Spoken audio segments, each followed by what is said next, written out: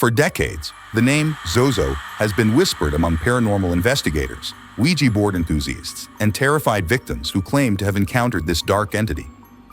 Some dismiss it as superstition, others swear it is real, but one question remains. What exactly is Zozo? Is it a demon, a trickster spirit, or something much, much worse? Tonight, we uncover the truth about the demon Zozo and why you should think twice before touching the Ouija board. Origins of Zozo. The first widely publicized encounter with Zozo came in 2009 when a man named Darren Evans shared his terrifying experiences online. He described repeated encounters with an entity spelling out Zozo during Ouija board sessions, but Evans wasn't the only one. Reports began pouring in from around the world, strangers, thousands of miles apart, all describing the same phenomenon, a malevolent presence calling itself Zozo. But here's the strange part. The name Zozo isn't new. References to a spirit by that name can be found as far back as the 19th century in an old French dictionary of demons. And some even claim to have seen it mentioned in ancient grimoires. So who, or what, is Zozo? Demonologists suggest it could be a powerful entity from the lower realms, disguising itself through the Ouija board. Others believe it is not one demon, but a collective of spirits using the same name. Whatever it is, one thing is certain. Encounters with Zozo are never pleasant. PSIGNS of Zozo. Unlike most Ouija sessions, which are often harmless or inconclusive, Zozo encounters are marked by very specific and terrifying patterns. Victims report the planchette moving rapidly in figure-8 motions, an aggressive insistence on spelling Zozo, and sometimes even mocking laughter spelled out on the board. More chillingly, Zozo has been known to switch between languages, responding in tongues the participants don't even know.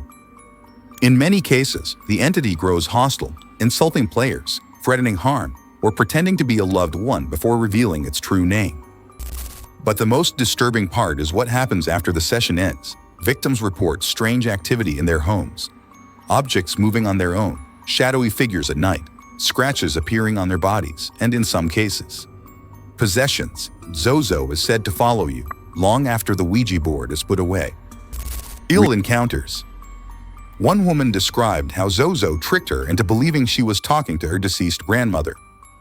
The board spelled out intimate details only her family would know, but soon, the spirit grew violent, cursing to them, threatening her unborn child. Days later, she suffered a near-fatal medical emergency. She swore Zozo had caused it.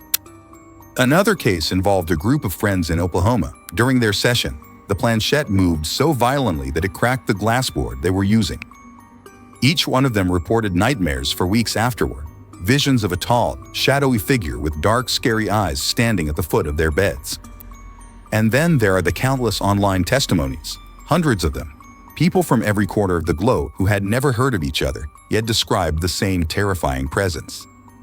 Some even claim Zozo has appeared without a Ouija board, whispering his name directly in their ears. Skeptics say these are just coincidences, the power of suggestion, or the human mind playing tricks. But can so many people share the same exact hallucination, the same name, the same fear? The dangers of Ouija. The Ouija board is marketed as a simple game, a toy by big corporations, but for centuries, cultures across the world have warned against opening spiritual doorways without proper protection. The board acts as a conduit, and when you invite something in, you don't always control who or what answers. Many paranormal experts believe Zozo takes advantage of this weakness, working in the shadows of the board, waiting for an opportunity to slip through. Even if you don't believe in demons, the psychological toll is undeniable. Countless users report paranoia, hallucinations, and even mental breakdowns after intense Ouija experiences. Whether supernatural or psychological, the danger is real. Final warning. So what is the truth about Zozo? Is it a demon, a trickster, or simply the dark reflection of our own fears?